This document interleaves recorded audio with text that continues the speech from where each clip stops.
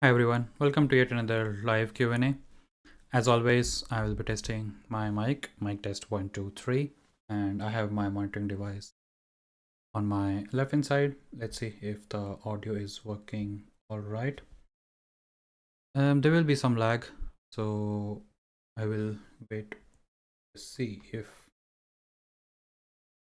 Yeah, I'm starting to receive the feed and it seems like the audio is working just fine, but if something goes off or if something doesn't work, please do let me know in the chat. I will take a look and we should be good to go.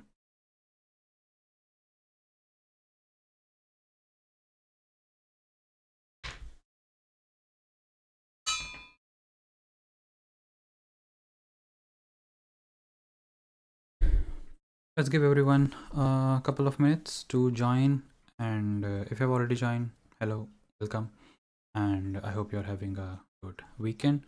Feel free to post your questions in the chat. I will take them one by one, and I hope I'll be able to help you with your questions.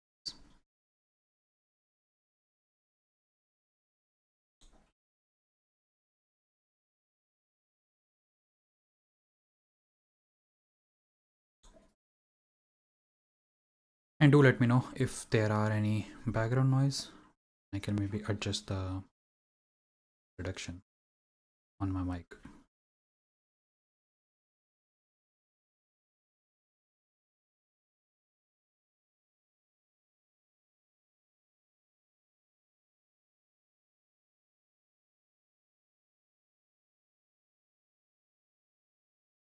Hi Athar.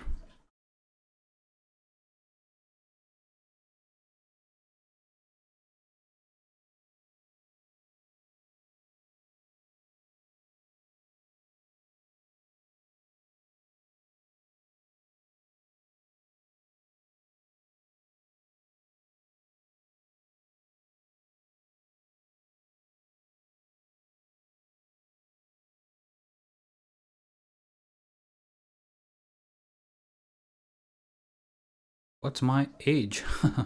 Currently I'm 29, but this October I will be 30. So that's my age.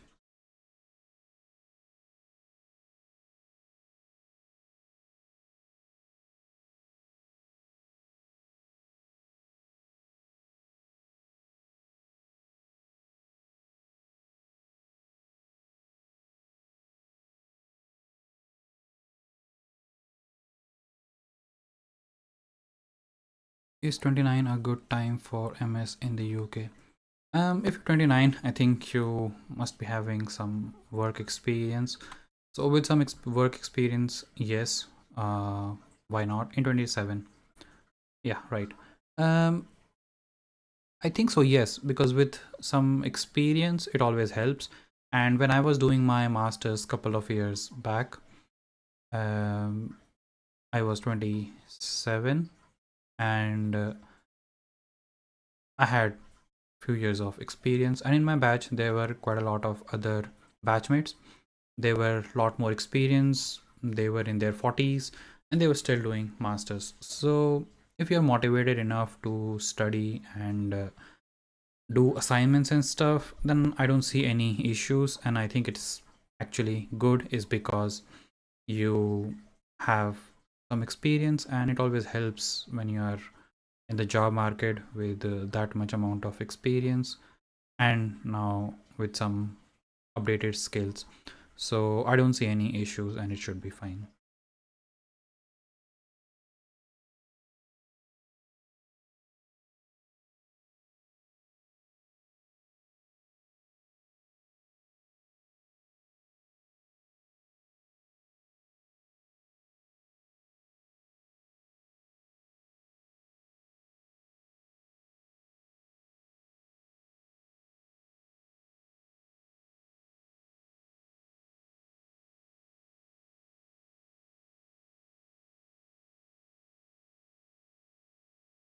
We have few more people joining and the stream is looking good in terms of stream health. It's not excellent, but I think we should be good. But if you see any frame drops or audio drop or something like that, please do let me know in the chat. I will take a look.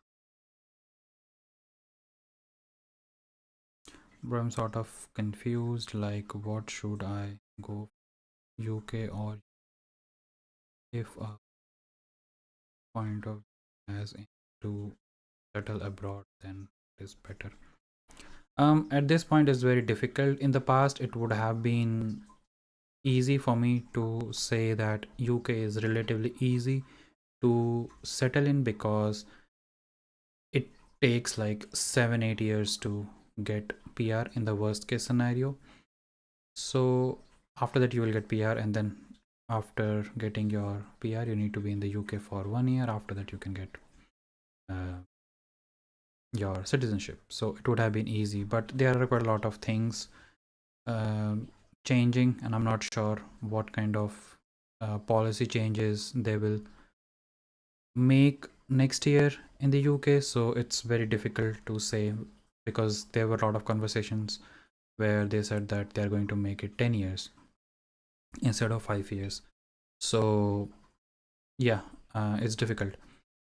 Whereas in US you can maybe work on H1B visa for a number of years, but it's not guaranteed that you will get a green card. So in terms of settlement, I think both of these countries are a bit difficult to comment on. So we may have to wait for next year and see what are the changes that they will bring. But if nothing changes, then I would say UK would be better, purely talking from settlement perspective.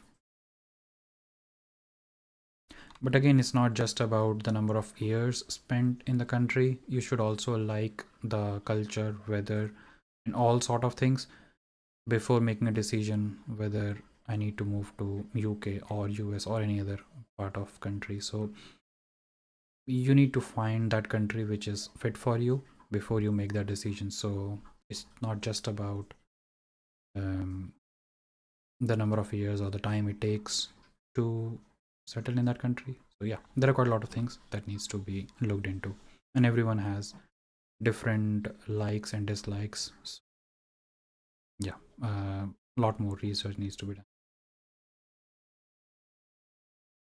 Tell me about how we can get job as fresher in India for data science analyst. Uh, so as in any other country, even in India, the job market is very competitive, and quite a lot of people are now moving towards data science and AI, is because it is a quite hot topic, and a lot of people would like to be in this space. But the thing is, not everyone has good amount of knowledge and skills. They just finish some Python course and then some basic machine learning algorithms and things like that, and they think that it would be more than enough.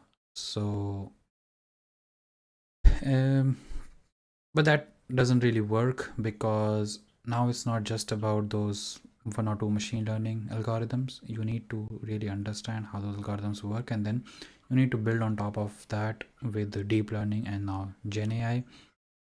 And even then it won't be enough, because you now need to understand how to deploy those uh, algorithms and how to move your code from research phase to development phase. So there are quite a lot of things, and after that there are still things like working in a team and things like that. And when as a fresher you're trying to work on a project, you most likely be working alone. So you may not have experience to work in a team where there are a lot of different type of thoughts and ideas, and how to incorporate all the thoughts if needed, or how to say no, that no, this might not work for the team. So those are the things. So how to practice those things, you can maybe ask your friends or join some community. For example, programming Cradle, the community, there's Telegram group where you can join and ask people, I am working on this project, would anyone like to join me and learn new stuff? That way you will be able to make a team, and you can work together, collaborate, and push your code on GitHub and things like that. So there are quite a lot of things, and it's all step by step procedure. You can start with Python programming, then you can learn maths and stats, then machine learning, then deep learning. I'm skipping quite a lot of things in between, like data analysis, data engineering, kind of things. But when you go through these steps, you will eventually reach to a point where you have all the skills, and you should be a lot better than majority of the people that are there in the market. And it's very important to have a very good online presence and portfolio. And when I say online presence, it majorly includes LinkedIn and GitHub. So usually what I see is, mostly with freshers, when they work on a machine learning or data science project, they have all their code in Jupyter Notebook and they push it directly to GitHub, which is fine. You can showcase how you have worked on the project, what are the different things you have explored.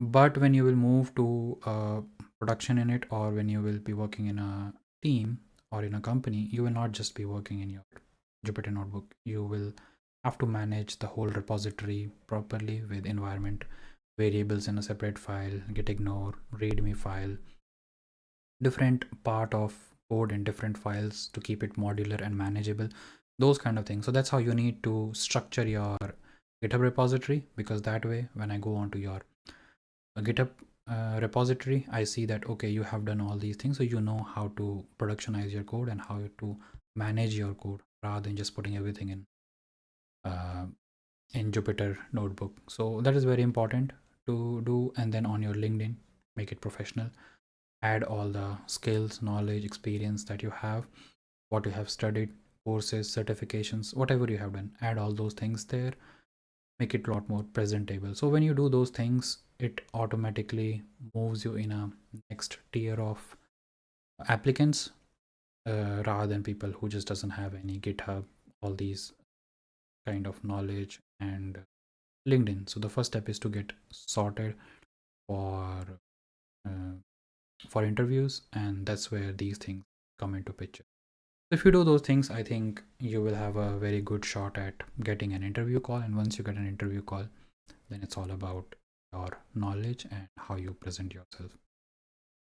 And also do keep in mind that just having technical skills is good, maybe it will work, but if you also have good communication skills, and if you are able to explain all those things in a lot more easier way to the interviewer, I think that is going to make a huge impact, and it will give them an idea that you will be good fit for the team, even though there are uh, stakeholders which are non-technical, so you should be able to deal with them. Yeah, these are some of the things which you can do differently, and it might help you set yourself apart from all the other people in the market trying to get a job. I hope that helps. So you say UK, right? So far, yes, that's what I would say.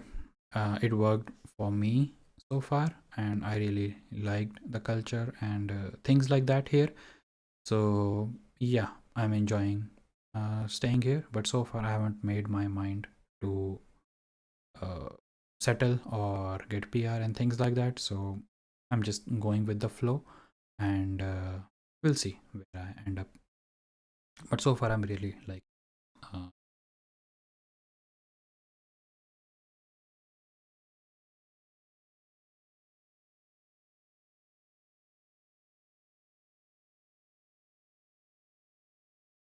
Roshan, do you know anyone who works in credit risk modeling in Python or SAS? Credit risk. I remember talking to someone about this. I'm expecting an interview, so want to know about real challenge faced. Um, I I'm not able to recall, but I can go back and check my feed and see if I, because I remember talking to someone, but at this point it's very difficult. I don't know really. I don't have any direct contacts. Maybe LinkedIn could be a place which can help you try to search for credit risk analyst or something like that. Hopefully you'll be able to find someone, and they should be able to help you with your questions. By the way, I think last to last week you mentioned that you had some coding interview or things like that. How did it go?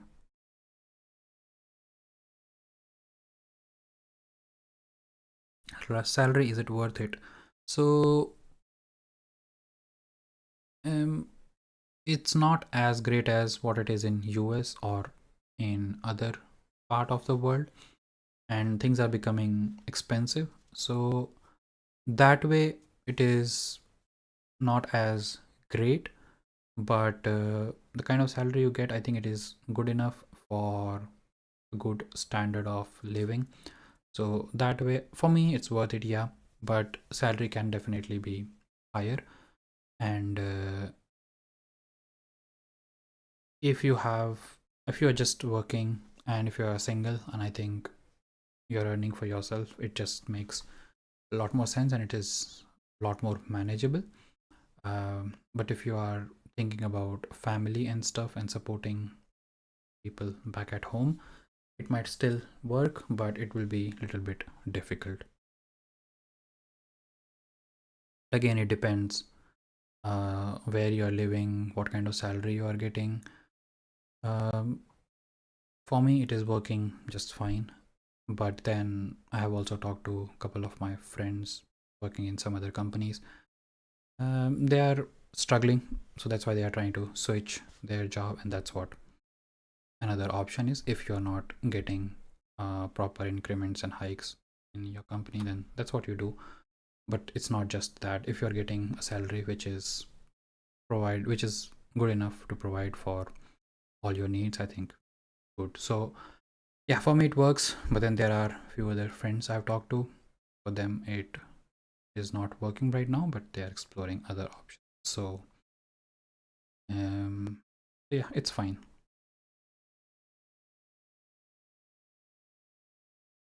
Okay, I'm trying on LinkedIn, but receiving very short reply. Yeah, that is difficult on LinkedIn. When I needed some information for universities and stuff, when I'm looking for universities, I reached out to probably uh, 60, 70 people, if not 100, and I barely got reply from 5 to 10 people, I think. So it's very difficult. Yes, I understand, but I think that is the only place which I can think of to get some information about.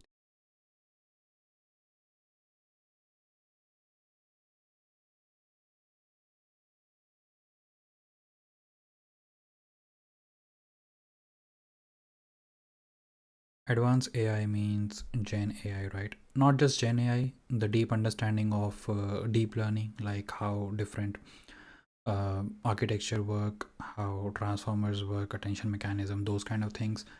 For natural language processing, for image and stuff, diffusion model, they're working, and things like that. So those things, and then in well, those are the backbone of Gen AI. After that, how to work with these large language models, how to fine tune them, or how to. I was about to say something, I completely forgot. Um, yeah, basically how to fine tune them, and yeah, use them as a RAG system, which is a bit old now, considering that it's just 1 or 2 years old. It's still being considered as one of the legacy methodologies, because now with that agentic AI and things like that, that is picking up pace quite fast. So you need to understand all those things when uh, we talk about advanced AI. MSc Data Science and MSc Data Science and AI both are same in Newcastle University. I saw in website that only advanced AI is optional subject for data science people. Okay, right. So that was your follow-up question to the previous question. Yeah, okay. MSc data science and AI, both are same in Newcastle University. I saw in website that only advanced. Right. So I haven't seen their course content in a while, but when I joined, I had taken MSc data science and AI. So the only difference was when you take MSc data science, you will go through all the compulsory modules which are same for MSc data science and MSc data science in AI. But when it comes to optional, you can choose and pick any module you want when it comes to MSc data science. But for AI, you need to take some specific modules, and I think that's what advanced AI is now. So yeah, and I don't know exactly what they're covering in advanced AI. It could be Gen AI and those kind of things. um So that's my understanding. If you take data science and AI, you will have to compulsorily take certain modules which are very specific to AI.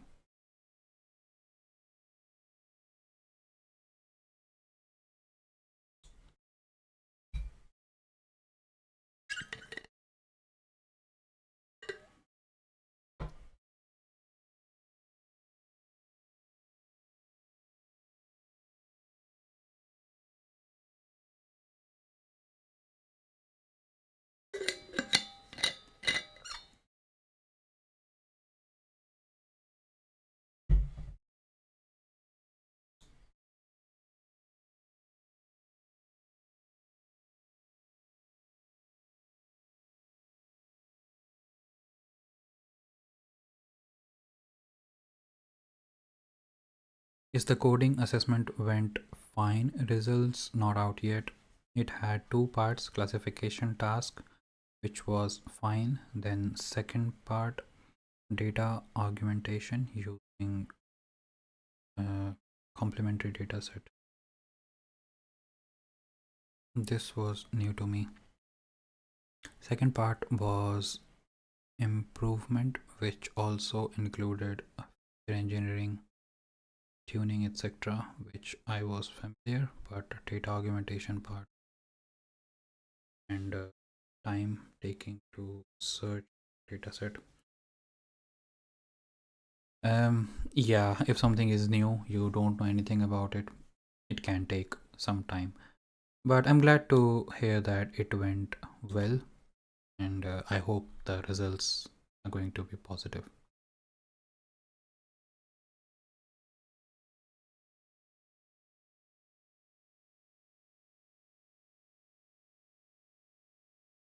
What should I do? I wanna be a web dev guy, but now I am messed up. Will be in my second year HTML. Yes, a bit or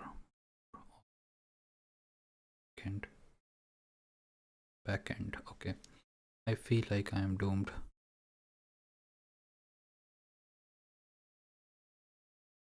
Uh, so I'll tell you my personal experience. So there are so many of these vibe coding tools out there, and I have tried some of them, like one Copilot within VS Code, Cursor, and even Firebase Studio, things like that. And for initial prototyping and stuff, they work well, and they're good, I would say so. Yeah, but I am not a web developer, and I don't think I know a lot of all about cricket and games. Please don't spam. I will take your question once I answer this particular question. So yeah, I will take your question. Please don't spam. So yeah, they work well, and I'm not a web developer. I don't know JavaScript. I know HTML. I know little bit of CSS. Uh, very little JavaScript. So there is no way I can call myself a web developer with just those things. I can write a backend in Flask with Python. That is fine, but to create front end, it's a bit difficult and challenging for me. So I tried using these tools and see how they work. For simple CRUD applications, they work really well. And if your uh, the whole code base is just like 2000 lines of code, it's fine. But as soon as it starts to grow, it becomes really messy, and it becomes very difficult to manage and add new features. So that's where uh, your knowledge comes in. So if you are someone who is a web developer and knows JavaScript frameworks like Node.js for backend, Next.js or React.js for frontend, and things like that. So if you are a full stack developer with all those kind of things, I think your development speed will increase with the help of these tools. And you're still in your second year, so you still have 2 more years ahead of you.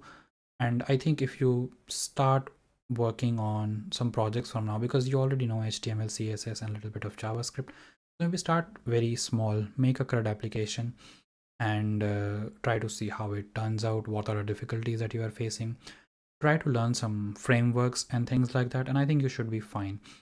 When I was learning web development, when I was in my university, even I started in second year, I think, and I started with PHP for backend and simple HTML, CSS. And at some point, I did try to pick up Bootstrap, which I won't suggest getting into because it makes you a lot more lazy and you neglect on your CSS skills. So yeah, I tried those things, and then later on I learned AngularJS, and things worked out. I was able to build a fairly complex application, and at that time we didn't have these large language models, so I had to code everything by myself, and I really enjoyed it. So what I would suggest is um, take some time, and while you are learning these skills like HTML, CSS, JavaScript, and various frameworks, try to implement some very small projects. And when you start building these projects, you will gain some confidence, and slowly your projects will become more complex, or you can maybe start adding new features to the application which you have already built, or maybe modify your code, refactor your code, things like that. If you do those kind of things, you will be all right. You don't need to feel like you're doomed. You're not. So you still have a lot of time. So you should be good. And initially, it may feel like you have barely made any projects. It's simply because you're still learning. Once you learn stuff and when you start working on projects, you will know that you have worked on like multiple projects in no time. So yeah, give yourself some time. Don't be impatient. I'm sure you will be able to pick up all. Full stack versus data science, which is better? Again, it's a very difficult question to answer, is because I personally like maths and stats and things like that. So that's why for me, data science worked out. But if you're someone who likes building stuff, you like to make web applications or even Android application or iOS applications, in that case, I think full stack will be the option. And as I said, there are so many vibe coding applications outside. There are a lot of AI, website builder, app builder, and those kind of things. They are fine for simple applications, but when it comes to complex applications, you will still need the knowledge that you have. So yes, over the years, those platforms will improve, but they will still need professional full stack developers, and same goes for data science as well. So it's a very difficult question for me to answer for you, because you'll have to pick one for yourself. They both have demand. And when it comes to data science, a lot of the initial steps like data analysis and things like that, they can be done with the help of AI, but ultimately finding those insights and the insights which are more impactful for the business, that again will need some human intervention. And that's where data scientists come into picture. And then if you are getting into data science, I think you will most likely be interested in the AI side of things. So yeah, That's what I have seen, but I could be completely wrong. If you really like data processing, data engineering, and those kind of things, that's perfectly fine. But and it will take quite a lot of time, and you will spend a lot of time processing your data rather than just AI side of things. So it's very important to know that when you talk about data science, it's not just AI and fancy stuff. It requires a lot of time for data processing and data handling, data management, those kind of things. So be prepared to do those things. And you can work with a lot of different type of data. For example, image data, text data, tabular data, those kind of things. And you will require a lot of different type of data engineering and data processing. So every project is different in a way, but then they are also same in a way. So you might start to feel like it's very boring after a certain period of time, that I'm just doing this data processing, the same data processing for so many number of years. It doesn't feel that interesting. And for training and stuff, it takes a long time to train a model and fine tune a model. It can be again boring, whereas in full stack, as soon as you write your code, you can see changes on your application and you can develop things a lot more faster. So if you like fast development and things like that, probably full stack would be your option. But if you really like research and things like that, then maybe data science would be something that you can look into. But that's a very simplified version of the answer. There is a lot more things to it. So I would suggest maybe explore a little bit more what all skills you would need for full stack development and what all skills you need for data science. And if you think you prefer one over the other, then you will have your answer. But if you need um, more clarification on any of these things, please do let me know in the chat. I will elaborate more on that.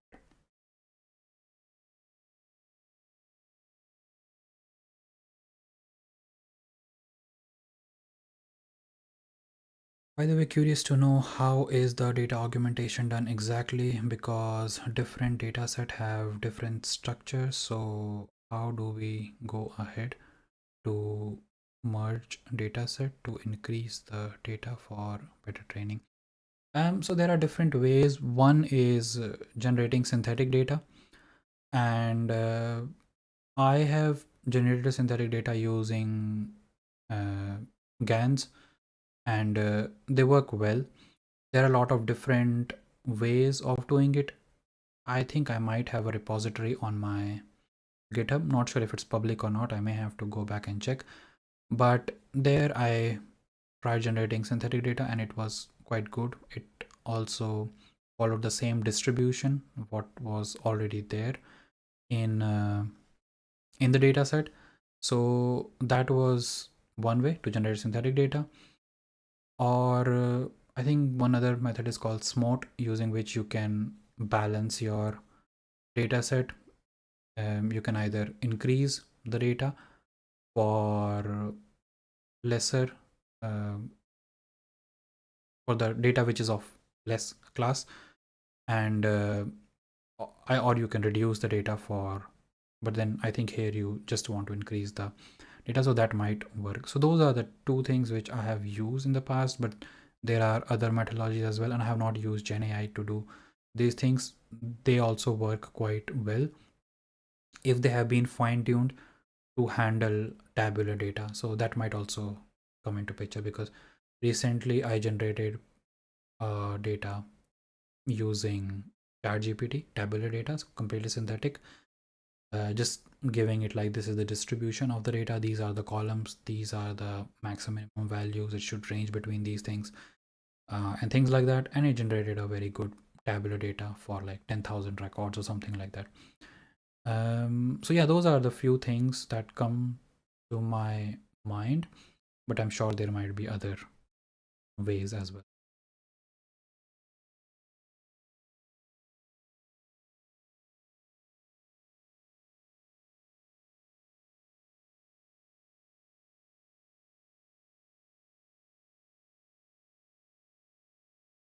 Should I rely on AI cause I am relying too much?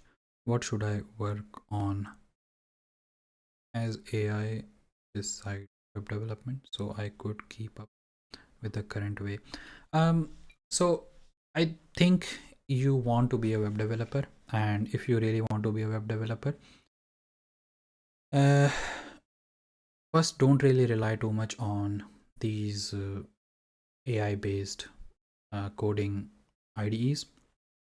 First, try to build things on your own because it's very important to learn these things on your own. Obviously, you can ask ChatGPT how this thing work. I'm getting this error, how to resolve it, and when it tells you like this is the error, you read properly and things like that. So once you read them, you will learn quite a lot of things because, as I told, I don't really know a lot of web development, but when I use these tools, it gives a very good explanation about how these things work. And for me, it was less of learning web development, more of building something because I just really wanted to try how those things work. So I didn't really pay too much attention to those things, but the explanations were really good. So if you want to learn these things, I think you can use it as your learning buddy rather than your development buddy.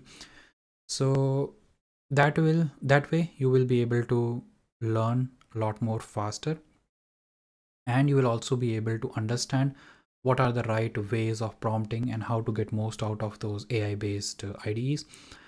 So if you get into a company, for example, for interviews, you will be able to answer all those questions because you have developed those things on your own. But when you go to that company and they are using those AI based IDEs, you will know how to use them because you have used them in the past. It should be mix of both, but your intention should be more towards learning these things properly rather than just developing something with the help of AI.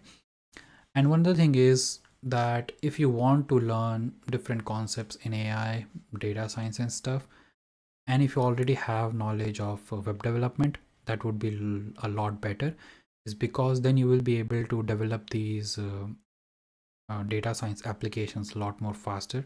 You'll be able to make a really good UI and you'll be able to make a nice backend as well. So I think you will then have best from both the worlds. So I would approach in that way if I had to uh, learn something, and if I was in your position.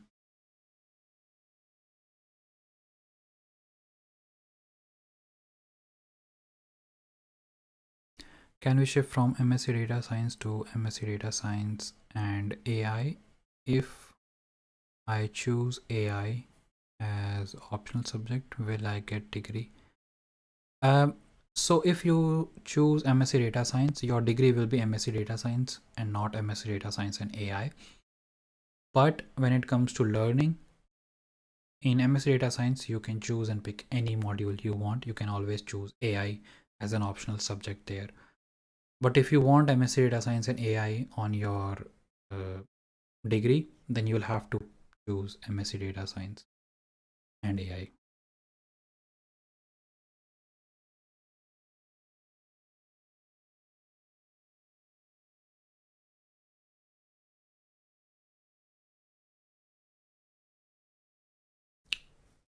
Made task manager and other one past AI though. Thanks a lot. Feels a bit relieved. Don't like to mention it or apologize for mentioning it. Just can't sub. I'm glad. Thank you. My content is more towards data science, but you are interested in web development. So yeah, that's that. But I hope my content will help you in one or the other way. Thanks a lot.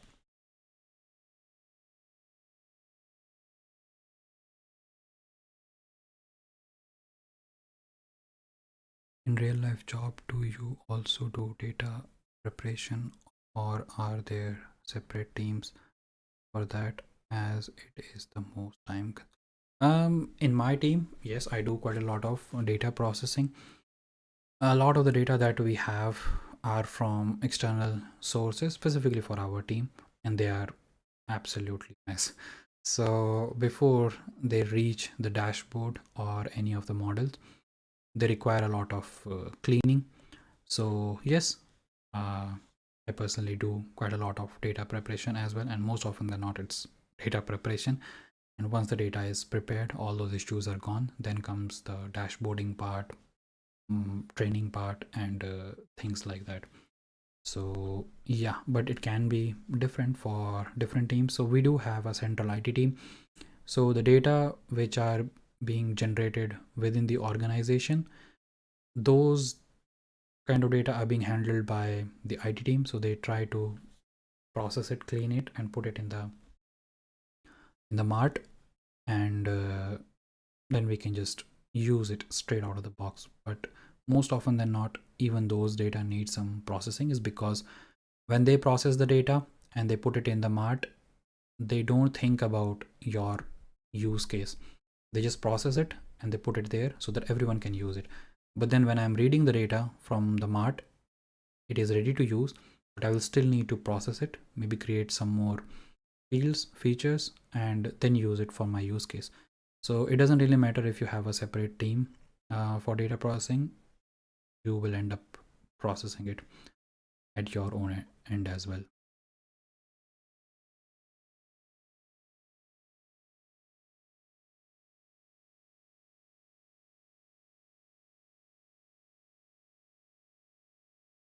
Yes, sir, I have completed mechanical engineering this year, and I got offer in Surrey University for data science, as I am planning to switch my career to data science. What's your opinion and where to start?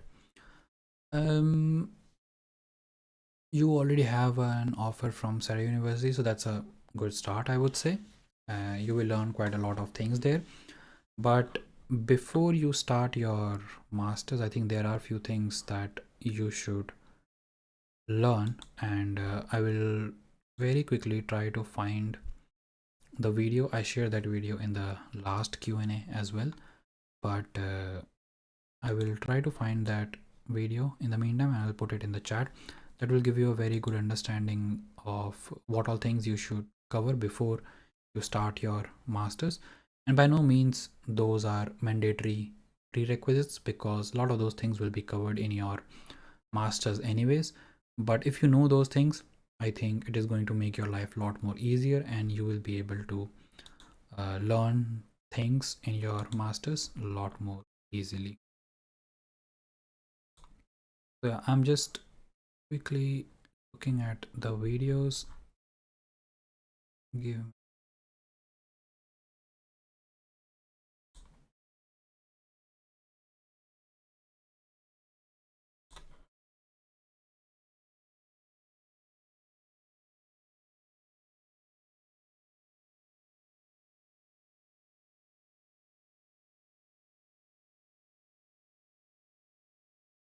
Yeah, got it.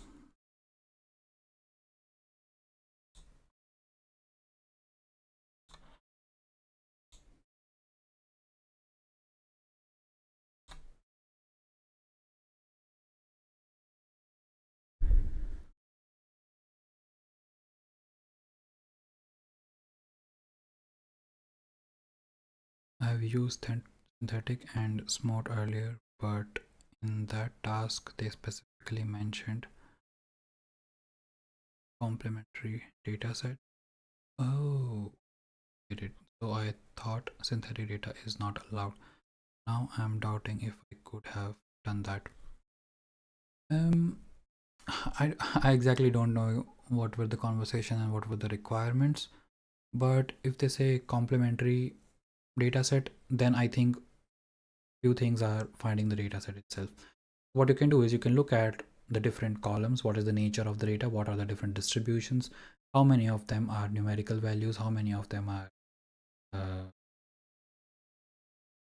come on, I forgot technical term. Categorical variables. So yeah, once you have figured out all those things, you can always go on to Kaggle and other open source platforms where you can find the data, and then you can obviously process and arrange the columns in certain way and then append them, those kind of things. So if that was the ask, then I think those are the kind of things that needed to be done. But I'm not sure if synthetic data was allowed or not, if you could have used it or not. If you couldn't find anything online, then maybe generating synthetic data could be an option. But if you were able to find something, then I think you should be good to go.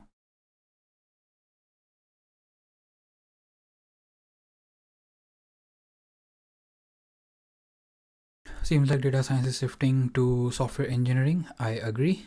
Almost everything can be easily automated by a software engineer nowadays with advanced AI tools.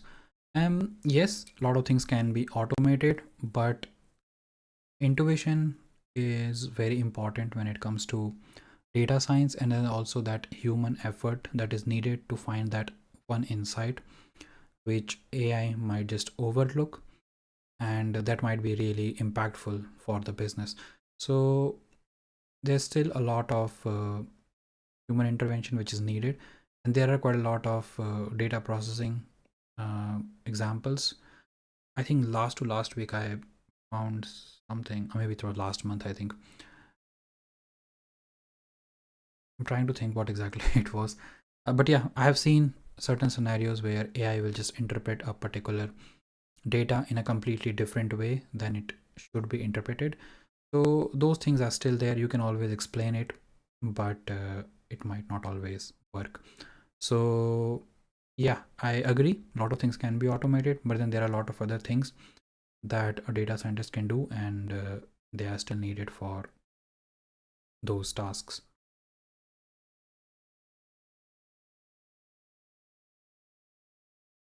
So you said you will talk to someone for research assistant and teaching assistant role and then tell me about it.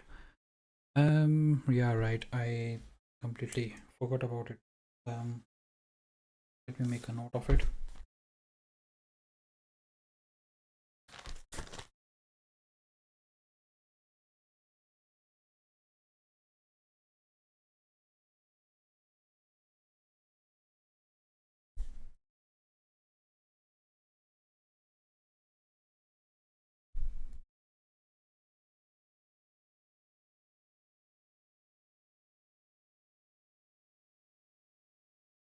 Right, I got it on my notepad. Now I should remember it. I really, I'm sorry about that. I completely forgot about it. Practically in data processing, how are missing values handled generally? Two techniques like dropping, computation, etc. are used in real life. Yes, they are used, but dropping is used only when the data is very less, like 1% or 2%. It can go up to like 5%, but depends on how big the data set is. So yes, it is being used, but 5% I don't use it that much. Mean imputation, yes, it works. You can use it mean or median, whatever is useful. Sometimes if a data is missing, then maybe 0 can be imputed, and it could be a valid value as well. And quite recently we were working on a project, and we had to impute all the values with zeros because it worked for that specific use case. So yes, these things are used and they are not just theoretical. And there are a lot of other uh, techniques as well, because if some data is missing, it could, if it's a categorical variable, if a data is missing, then it could be a category in itself. It's very important to understand why those values are missing.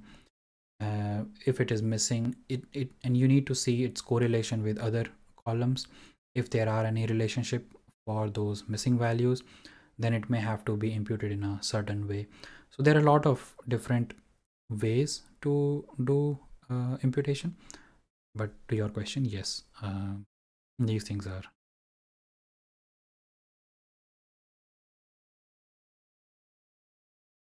You're welcome, Ishwant. And yeah, you can always ask your follow-up question if you have any after watching that video. If you're still here, we have like 10 more minutes. But if not, then you can either ask it in the comment section, or you can join next live Q&A, which we do every Saturday, 12 p.m. UK time.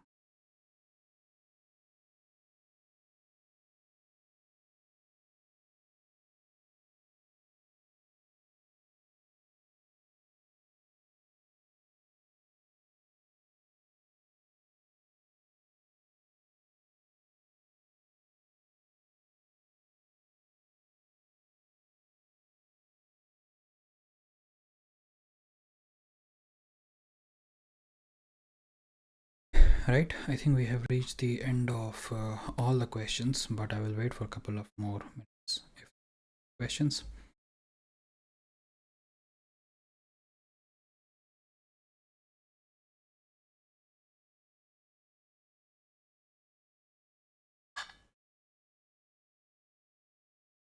So it depends largely on use cases, and we can do analysis to decide how to fill missing value. Yes, correct, because all the data that we have, they are all very different in nature. Um, every data will give you some different insights. So you can obviously have a set steps that you can follow to clean your data or to go through the whole data science lifecycle. But within those steps, what kind of analysis you are performing, they can be very different from data to data. So yeah, a thorough analysis or EDA needs to be done to decide what methodology to. And sometimes you might just apply a very unusual way of imputation, and people might not even teach about those things in the universities, but then that might be the way that will work for you.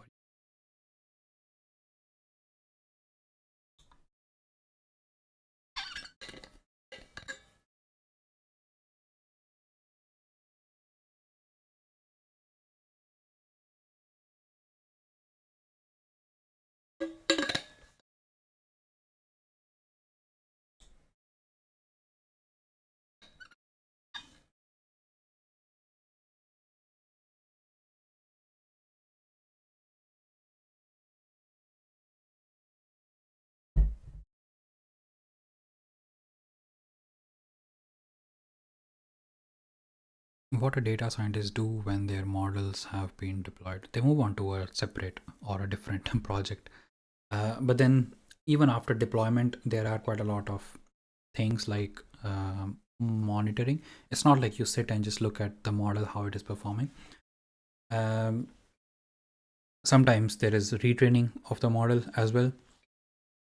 It also depends a lot on the nature of the data. If it's a ever evolving data, then you may have to use different training techniques all the time. The way you trained your initial model might not work for your next model, so you may have to retrain your model again. But if it's a stable data, you can just deploy your model and monitor its performance. If the performance deteriorates, you can just trigger the redeployment. You don't really have to do all those things. It can all be automated. It will retrain, and if that is the case, then you will just move on to a next project, and you will be working on something else. So yeah, that's how it works.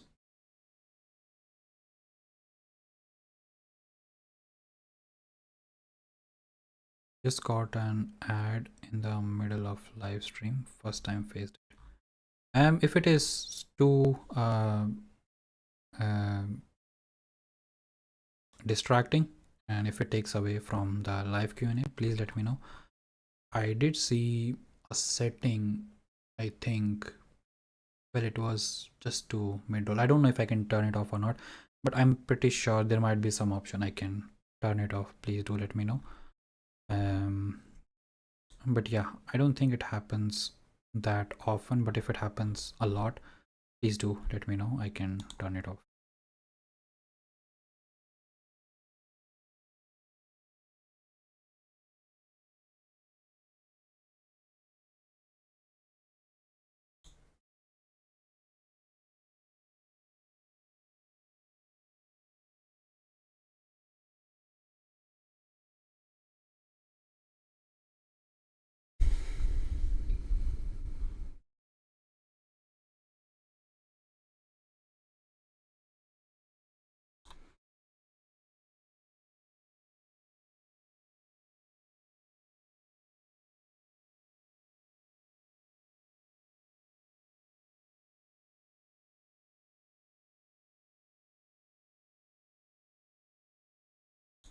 Which techniques are used for model validation and monitoring after dev phase? Once the model is deployed, it depends what methodologies you're using. So um, you can, for example, you can just use Snowflake. So if you deploy your model using model registry and things like that, you have a monitoring within Snowsite. You can use that to monitor your model, and then you can schedule the triggers, like if the accuracy of the model deviate by one standard deviation, just trigger the retraining part. It can all be done in Snowflake. But then you can also use things like Docker container to package everything, and then use Jenkins to orchestrate all those things. So it depends a lot on what is the IT infrastructure available in that in that company, and if you know how to use one of those tools, I think all the other tools are going to be very similar. And if you move from company to company, it shouldn't be that big of a challenge. So yeah, it depends a lot on the IT infrastructure.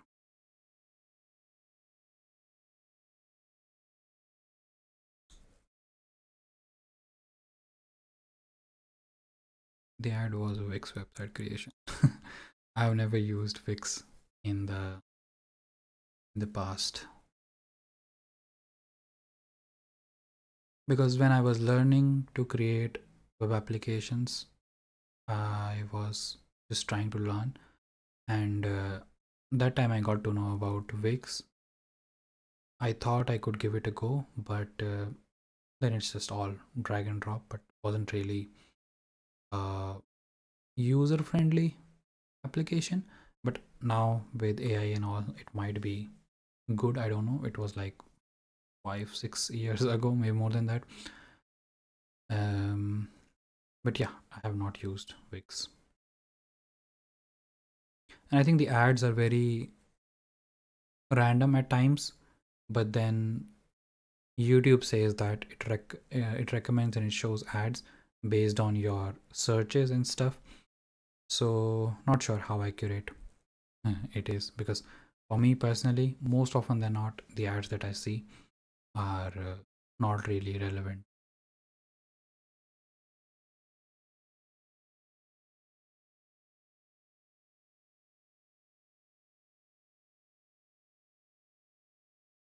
Does model validation mean evaluating model performance like accuracy, etc., or something else? Yes, that's exactly what model validation is.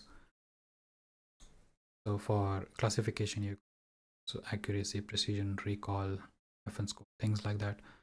For regression, you can have mean absolute error, mean squared error, and things like that. So depending on what fits your use case, you can choose those metrics, and you can also choose the threshold, whichever works for you.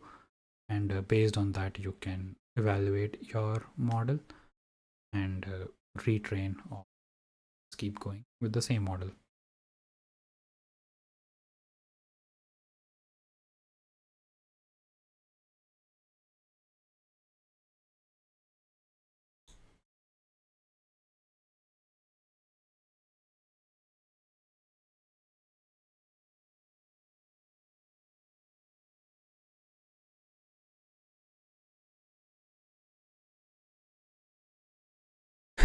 Alrighty, I think we are reaching the end of all the questions. I don't see any other questions, and also we are reaching the end of the time. And no problem, Samita. I will hopefully see you in the next live Q&A, and I hope your interviews go well. And do keep us posted how it goes, what was your experience, and eventually if you would like to share your experience on the channel, I'm open to that as well. So yeah, thanks everyone for joining. I will see you in the next live Q&A, and I'm also working on some of the videos that should go live tomorrow or day after tomorrow. So yeah, have a good weekend, and happy learning. Bye.